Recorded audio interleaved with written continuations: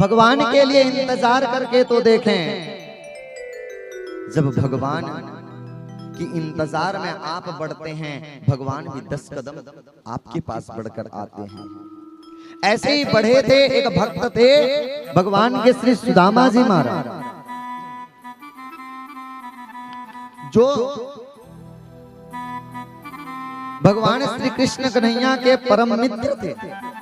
बचपन से वो कृष्णासित सखा कश्चित ब्राह्मणों ब्रह्मवित्तम विरक्त इंद्रियार्थेषु प्रशांतात्मा जितेंद्रिय।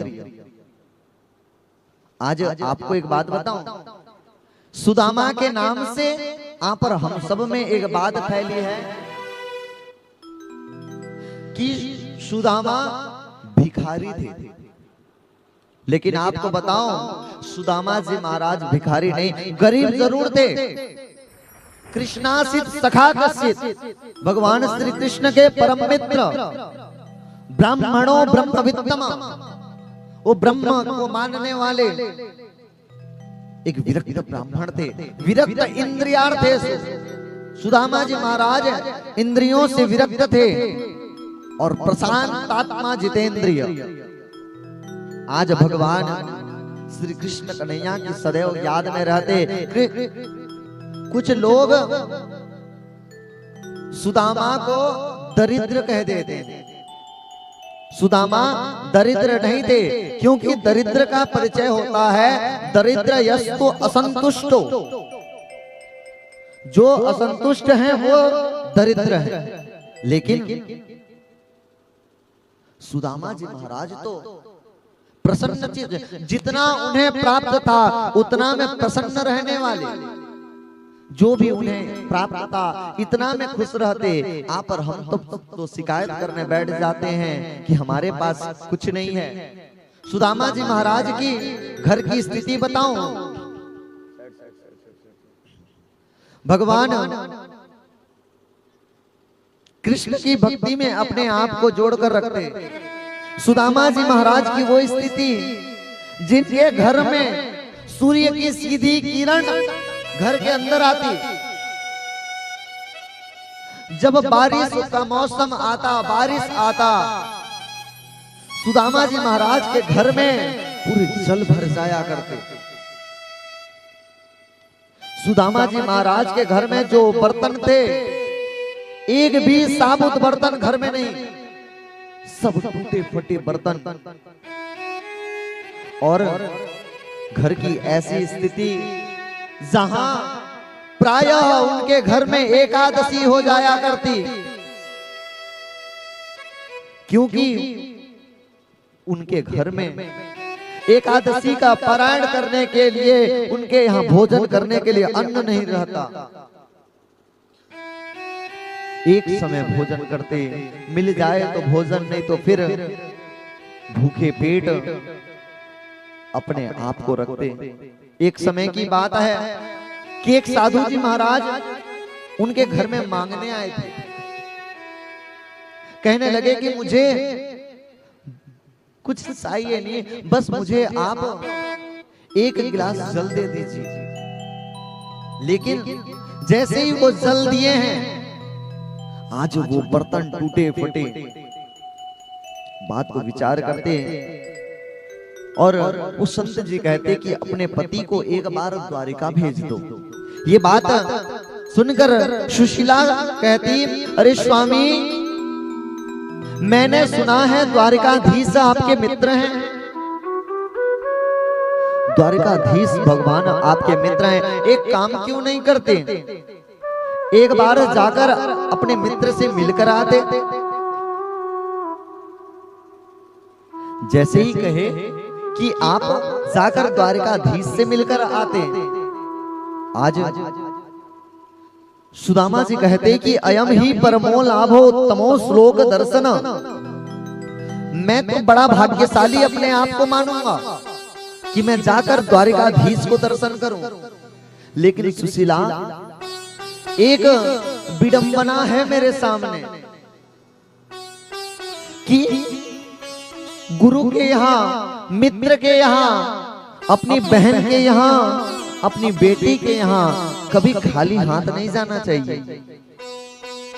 और कृष्ण मेरे मित्र हैं, उनके यहां जाना है और मेरे पास कुछ है नहीं, मैं क्या लेकर जाऊंगा? मेरे पास जाने के लिए कुछ भी नहीं है। आज सुशीला ने 4 प्रकार 4 मुट्ठी चावल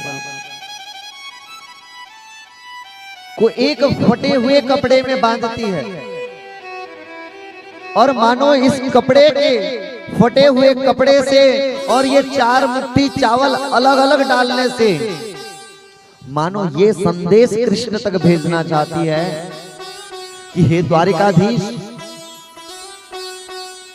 आप देखेंगे ना कि अगर किसी को कोई वस्तु हम भेंट कर रहे हैं या कुछ दे रहे हैं तो हमारे घर का जो अच्छा चीज हो उसे उसके सामने रखते हैं। आज सुशीला फटे हुए वस्त्र में बांधने से ये संकेत देती है कि द्वारिकाधीश, ये जो फटे हुए कपड़े हैं ना, इससे साबुत कपड़े हमारे यहाँ नहीं है। और ये जो 4 मुट्ठी चावल, ये भी कोई मेरे घर का नहीं है, ये दूसरे के यहाँ से मांगी हुई चावल है, जो 4 अलग अलग प्रकार के हैं। आज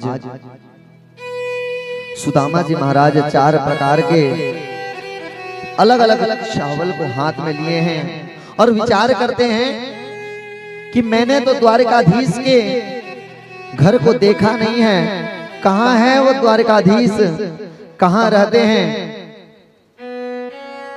मैं नहीं जानता, कैसे जाऊंगा?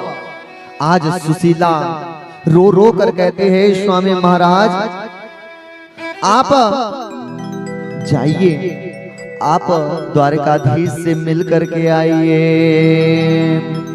रो रो के कहती है सुशीला, हे स्वामी महाराज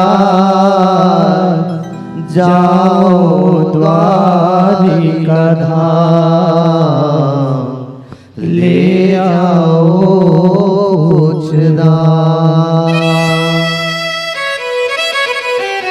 आज सुशीला रो रो कर कहती है कि जाओ, रो रो के कहती है सुशीला, हे स्वामी महाराज जाओ द्वारिका धाम, ले आओ कुछ दान। रो रो के कहती है सुशीला, हे स्वामी महाराज जाओ द्वारिका धाम, ले आओ कुछ दान।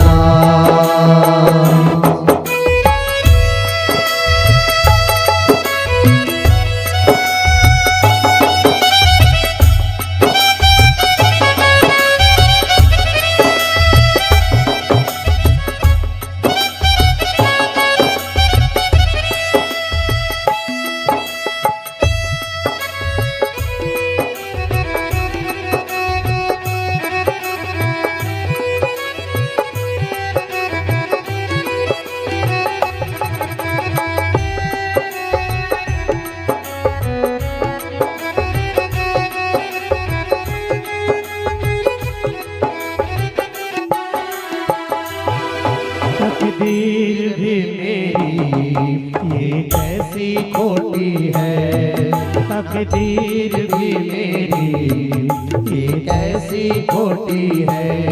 ना घर में एक दाना ना मिलती रोटी है, ना घर में एक दाना ना रोटी है। कई बरस महीने गुजर गए ना पाए सुख आराम, जाओ द्वारिका धाम, ले आओ कुछ दान। रो रो के कहती है सुशीला, हे स्वामी महाराज जाओ द्वारिका धाम, ले आओ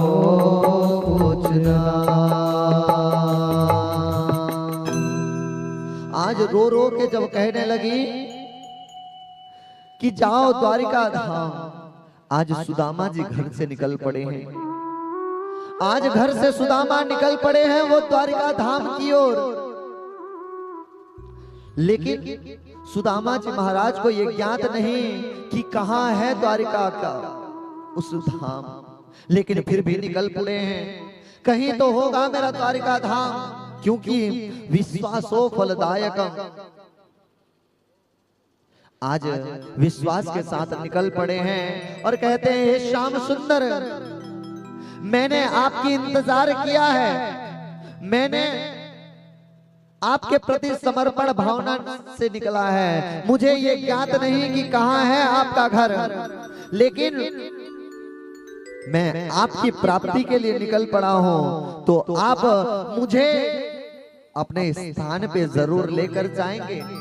आज सुदामा घर से निकले हैं और जब जा रहे हैं, जब कुछ बढ़ते गए, अब शरीर इनका जब थकने लगा, तो आज कोसते हैं ओ सांवरे, तुम क्या जानो इस प्रेम की बात को। मैंने तुमसे जो प्रेम किया है, जो तुम्हारे लिए इंतजार किया है, क्या जानो। आज सुदामा जी महाराज घर से निकल पड़े हैं और कहते हैं हे श्याम सुंदर, मुझे इस बात का ज्ञात नहीं कि कैसे हैं, इस बात का ज्ञात नहीं कि कहां है द्वारिका धाम। आज सुदामा जी श्याम सुंदर को कहते जा रहे हैं हो सांवरे, हो सांवरे, हो सांवरे, हो सांवरे,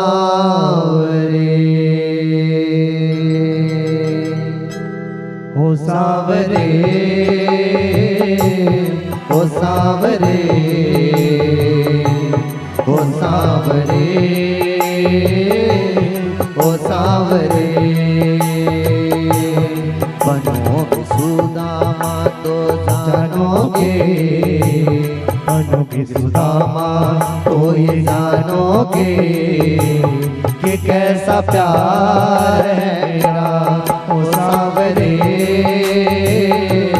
ओ सांवरे, ओ सांवरे, ओ सांवरे।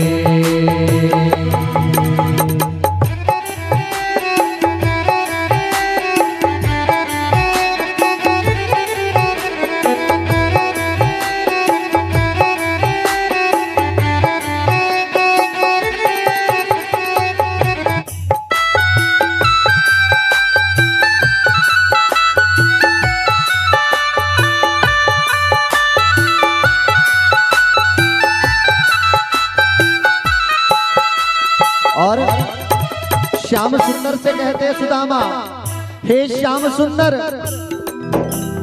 मैंने आपकी विश्वास में निकल पड़ा हूं और आपकी जो प्रतीक्षा है मुझे बेचैन कर रही है।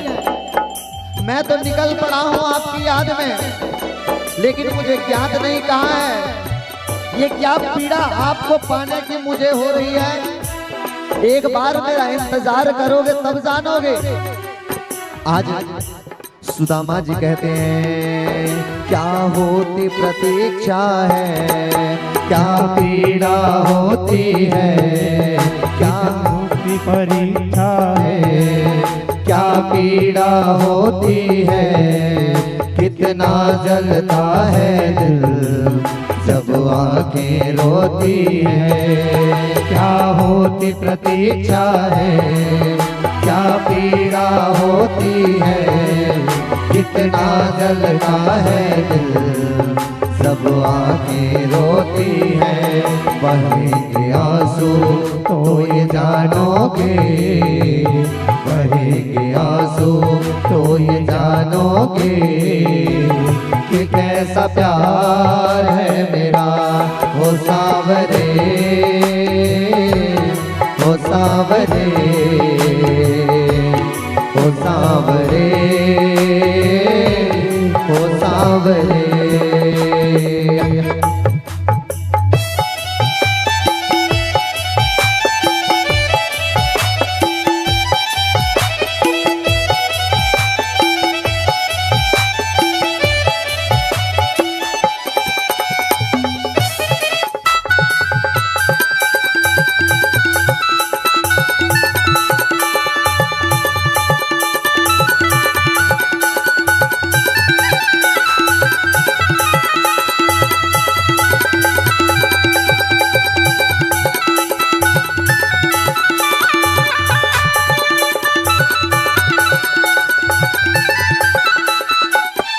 और आज श्री श्याम सुंदर से मिलने सुदामा जी महाराज जब निकल पड़े हैं, रास्ते में रोते हुए बिलखते हुए कहते हैं, मुझे लोगों ने कहा था कि वो श्याम सुंदर जन्म जन्मांतर का चलिया है, लेकिन मैंने आप पर विश्वास किया है, समर्पण भावना किया है। मैंने इस संसार की बातें छोड़कर आप पर अटूट श्रद्धा किया और आपके द्वार में निकल पड़ा हूं। और जब इस प्रकार अगर आपको कोई बोलेगा, मैं इंतजार में आपके निकला हूं, अब आप आकर मुझे बचाइए, आप लेकर के जाइए, वरना मेरे प्राण तो यहीं टूट जाएंगे। और जब कोई इस बात को नहीं सुनेगा ना, तब तुम जानोगे। जब कोई सुनेगा ना तेरे मन के टुकड़े, जब ताने सुन सुन कर होंगे दिल के टुकड़े। जब कोई सुनेगा ना तेरे मन के टुकड़े, तब ताने सुन सुन कर होंगे दिल के टुकड़े।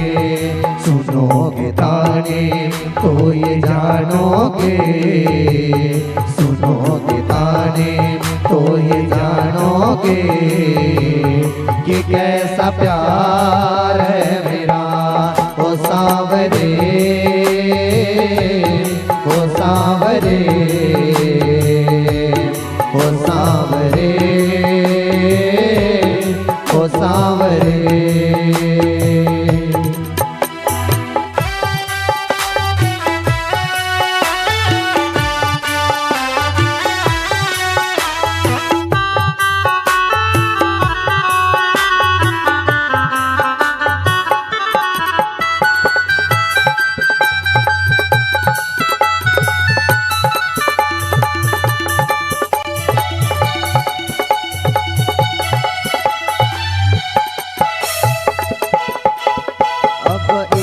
तमन्ना है घर फिर से जन्म मिले, मैं श्याम बनूं तेरा, तू सुदामा बन के जिए। अब एक तमन्ना है घर फिर से जन्म मिले, मैं श्याम बनूं तेरा, तू सुदामा बन के जिए। बनोगे सुदामा तो ये जानोगे, बनोगे सुदामा तो ये जानोगे कि कैसा प्यार है मेरा ओ सांवरे, ओ सांवरे, ओ सांवरे, ओ सांवरे।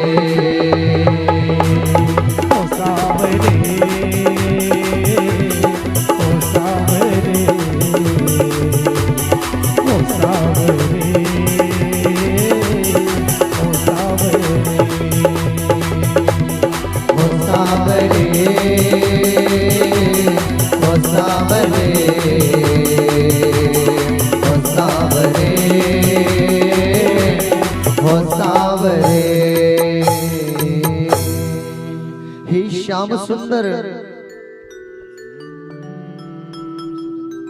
हे श्याम सुंदर, मैं निकल पड़ा हूं आपकी भक्ति में, मैं निकल पड़ा हूं आपकी प्रेम में और दर दर भटकाऊं। मुझे ज्ञात नहीं कहाँ है सुदामापुर।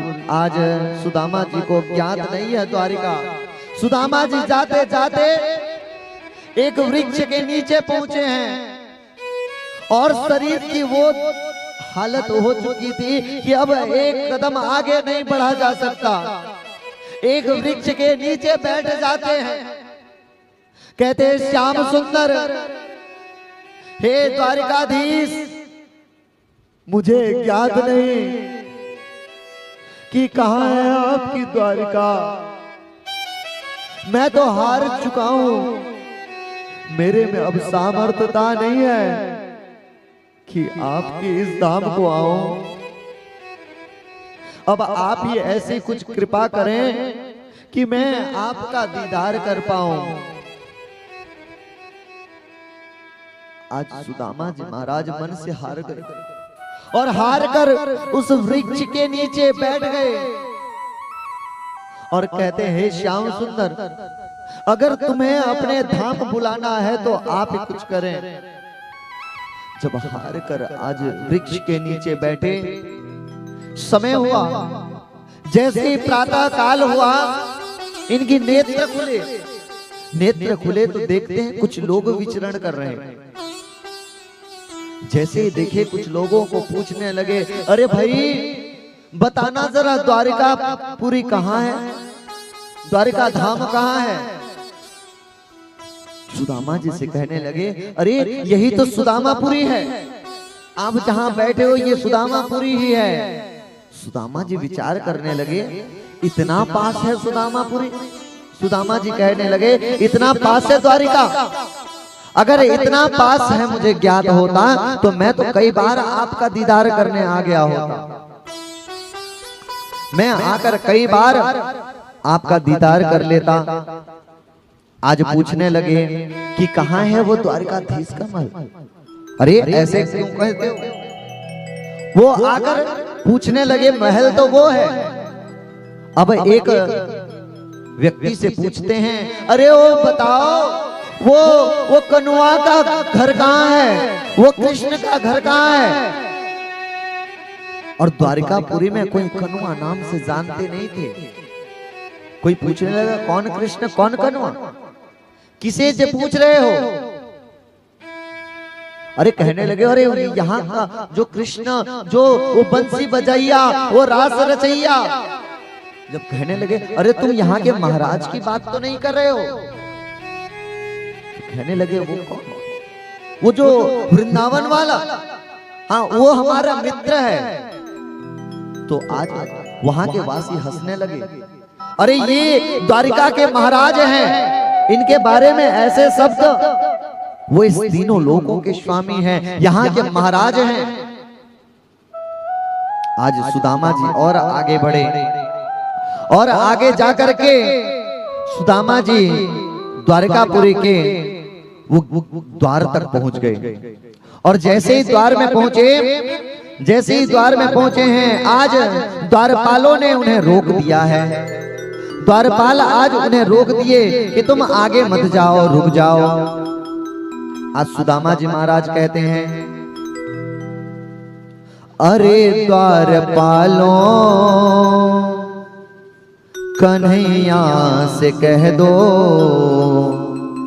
कि दर पे सुदामा गरीब आ गया है। अरे द्वारपालों, जाओ जाकर कह दो कृष्ण कन्हैया से, द्वारिकाधीश से, कि उनके द्वार पे सुदामा आया है। अरे द्वारपालो कन्हैया से कह दो, अरे द्वारपालो उस कन्हैया से कह दो, इधर पे सुदामा गरीब आ गया है, इधर पे सुदामा गरीब आ गया है। भटकते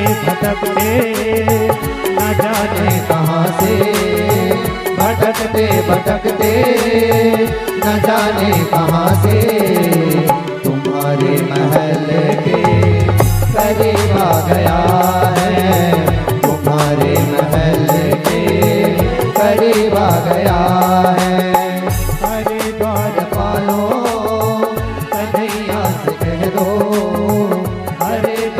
वालों कन्हैया से कह दो कि दर पे सुदामा गरीब आ गया है, कि दर पे सुदामा गरीब आ गया है।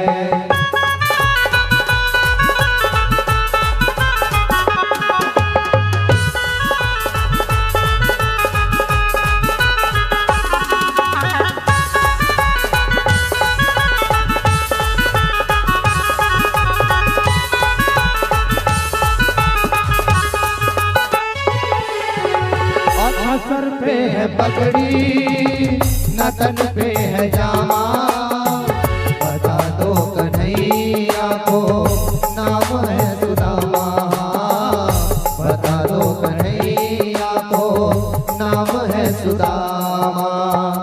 हे द्वारपालों, एक बार जाओ और जाकर द्वारकाधीश से कहना कि उनका मित्र सुदामा आया है और सुदामा जी महाराज का वो रूप जिनके सर में न पगड़ी है न इनके पैरों में चप्पल है न इनके शरीर में कोई वस्त्र है, ऐसा परिचय देना। लेकिन अंत में जाकर कहना कि श्याम सुंदर उनका मित्र आया है जिसका नाम है सुदामा। आज जैसे ही सुदामा जी महाराज का यह संदेशा लेकर के द्वारपाल कहते हैं कि जा रहे हैं। आज द्वारपाल जाकर कृष्ण कन्हैया से कहते हैं, अरे स्वामी, द्वार में एक विप्र देव आए हैं, एक भगवान विप्र भगवान आए हैं और जिनके न सर पे पगड़ी है न तन में कपड़ा है।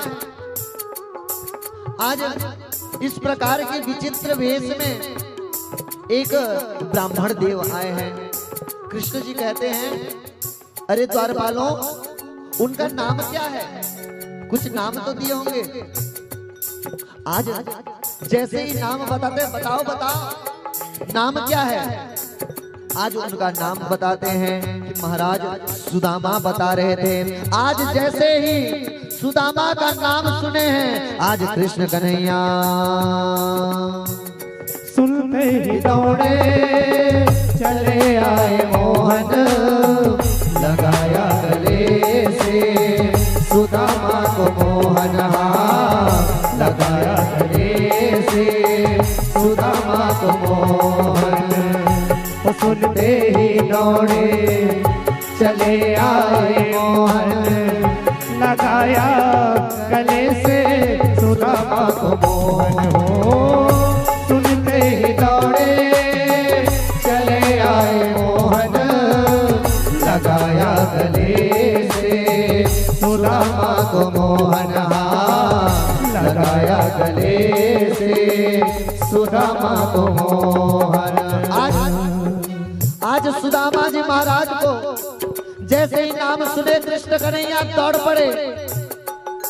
आज जैसे ही दौड़े हैं, अपना सारा कार्य छोड़कर अपने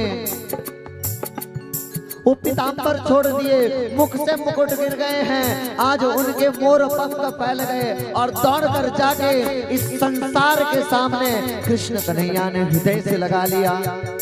और आज श्याम सुंदर की ऐसी अवस्था, ऐसे रूप को देख करके आश्चर्यचकित आज हो रहे हैं। और जिस प्रकार राधा रानी रोई थी श्याम सुंदर के लिए, आज कन्हैया, आज उनने श्याम सुंदर आज राधा रानी के लिए जितना रोए थे, आज कन्हैया उतना श्याम सुंदर के लिए रो रहे हैं। जितना राधा रोई रोई कान्हा के लिए, जितना राधा रोई रोई कान्हा के लिए, कन्हैया उतना रोया रोया सुदामा के लिए, कन्हैया उतना रोया रोया है सुदामा के लिए।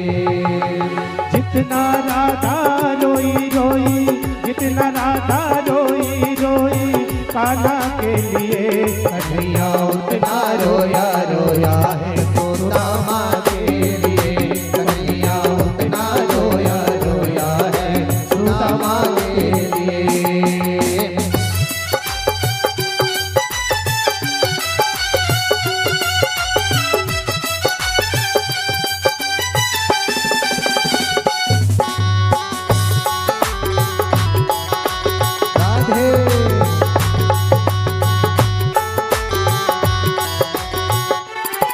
आज जैसे ही हृदय से लगाए हैं, आज अपने यार की इस हालत देखकर, अपने मित्र की इस अवस्था को देखकर आज श्याम सुंदर रो रहे हैं।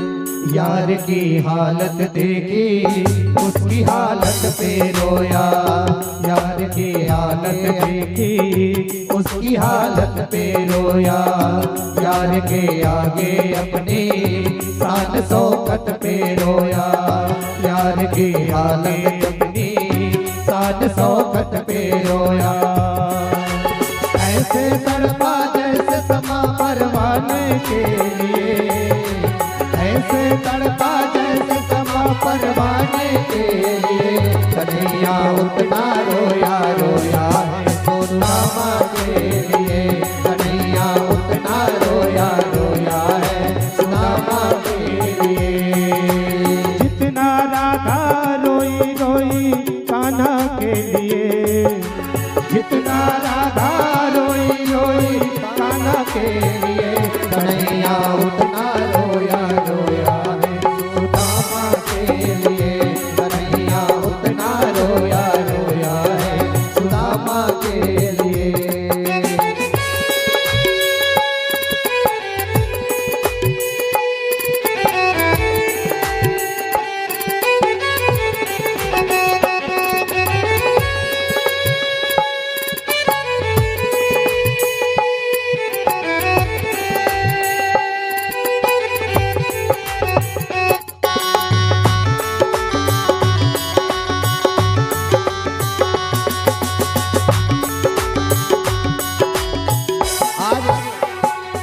आज श्याम सुंदर अपने गले से लगाए हैं और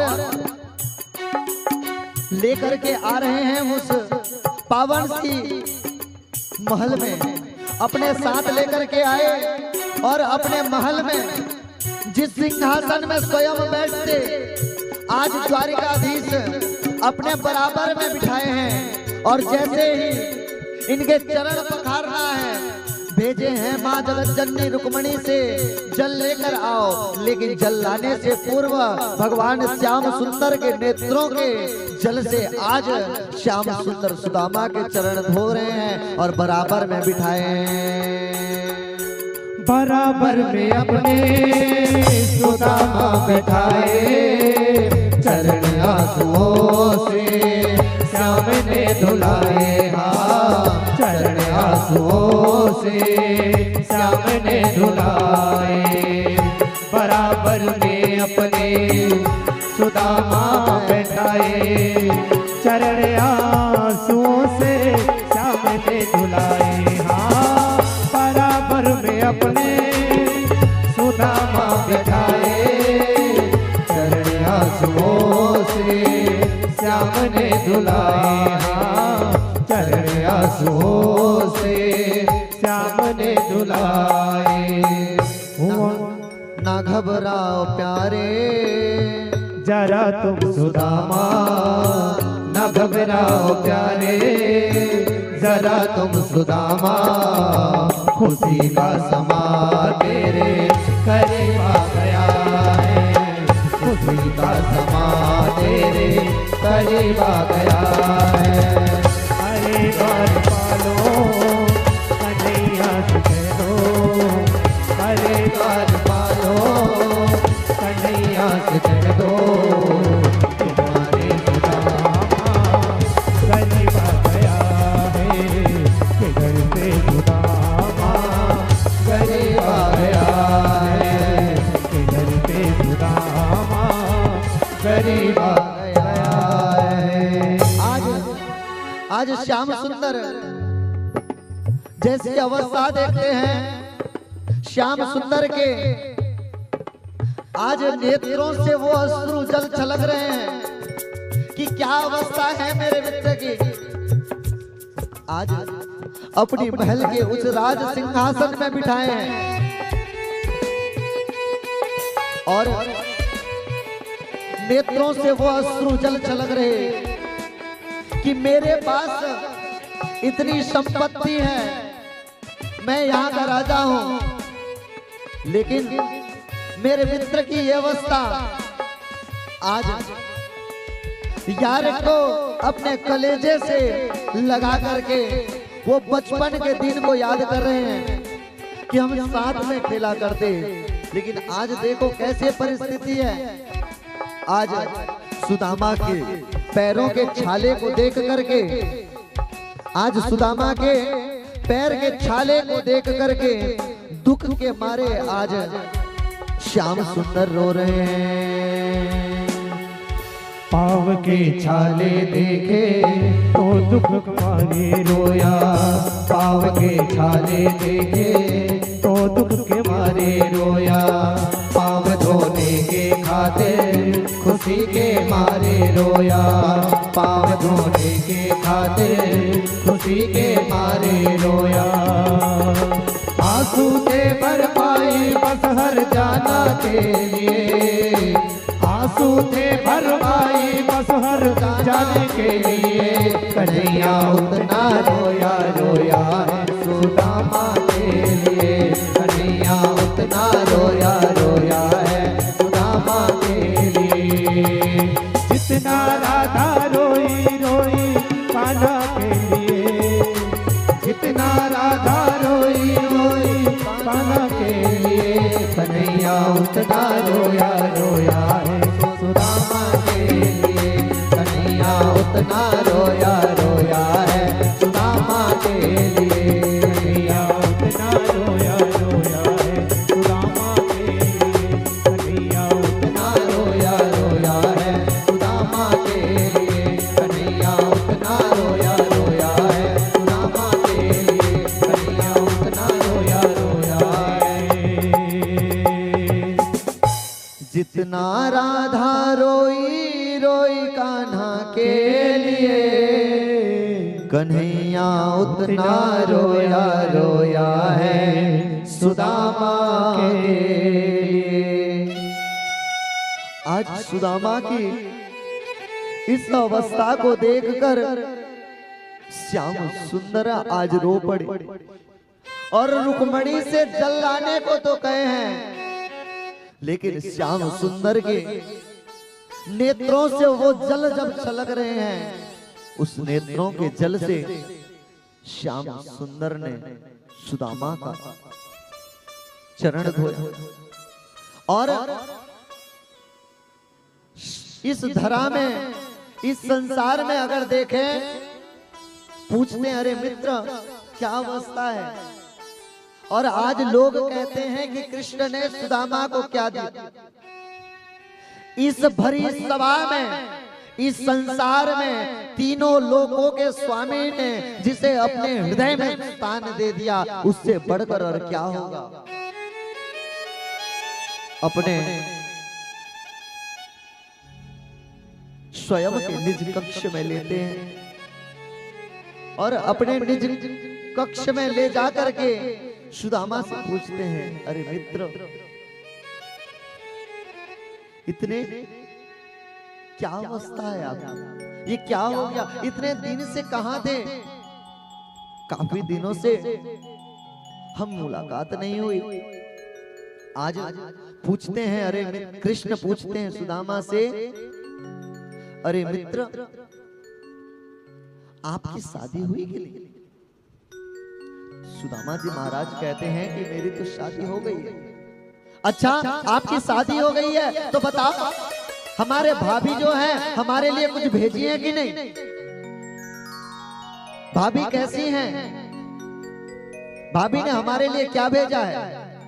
जैसे ही पूछ रहे हैं इधर देखते उधर देखते अरे क्या भेजा। सुदामा अपना सब कुछ छिपा रहे, लेकिन सुदामा जी पूछने लगे, बात घुमा रहे हैं, अरे मित्र बताओ तुम्हारा राज सिंहासन कैसे चल रहा है, तुम्हारा राजपाट कैसे चल रहा है। आज सुदामा जी महाराज पूछते, अरे मेरी शादी छोड़ो, आपकी शादी हुई कि नहीं। कृष्ण जी कहते हैं, अरे क्या बताएं हमारी शादी की लीला, हमारी तो एक आध शादी हुई तो बात कहें, हमारी तो 16,108 शादी हुई है।